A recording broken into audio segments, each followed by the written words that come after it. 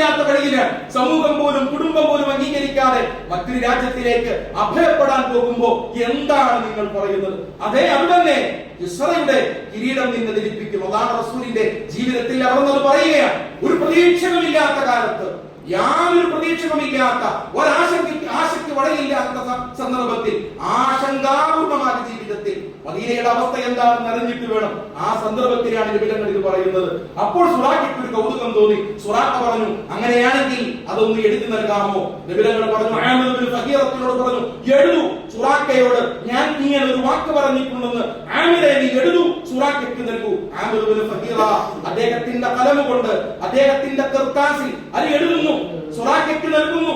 ആ കത്തിന്റെ ഇടപാടുകൾ കഴിഞ്ഞു. വർഷം ഒരു 10 പതിറ്റാണ്ട് പിന്നിടുമ്പോഴേക്കും അല്ലാഹു റസൂൽ ലോകത്തിൽ നിന്ന് വിട പറയുന്നു. 2 വർഷക്കാലം സിദ്ദീഖുൽ അക്ബർ തങ്ങളും ഭരിക്കുന്നു. തുടർന്ന് ഉമർ ഇബ്നുൽ ഖത്താബ് തങ്ങളുടെ ഭരണകാലഘട്ടം. നബിതങ്ങളുടെ ഈ പ്രഖ്യാപനത്തിന്റെ 2 പതിറ്റാണ്ടുകൾ പോലും പൂർത്തിയാകുന്നതിന് മുമ്പ് കിസ്റയുടെ സാമ്രാജ്യം തകർന്നടിയുകയാണ്.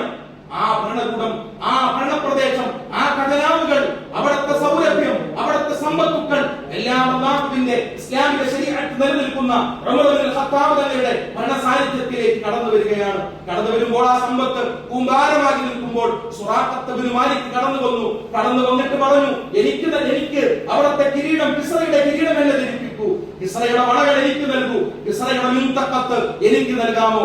ഉമർ തങ്ങൾ ചോദിക്കുന്നത് നിങ്ങൾക്ക് നൽകണമെന്ന് പറഞ്ഞാൽ അതെങ്ങനെയാണ് സാധിക്കുക?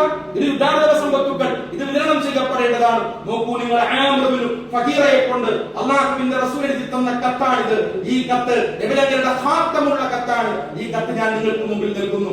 ആ കത്ത് വായിച്ചു നോക്കിയ ഉമർ ബിൻ ഖത്താബ് തങ്ങൾ അവിടെ നിന്നുകൊണ്ട് വിതുമ്പി കരഞ്ഞു. ഉമർ തങ്ങൾ പറഞ്ഞു, വമാ യൻതിഖു അനിൽ ഹവാ ഇൻ ഹുവ ഇല്ലാ വഹ്യുഹാ. എന്റെ നബിതങ്ങൾ സ്വേച്ഛപ്രകാരം സംസാരിക്കുകയില്ല.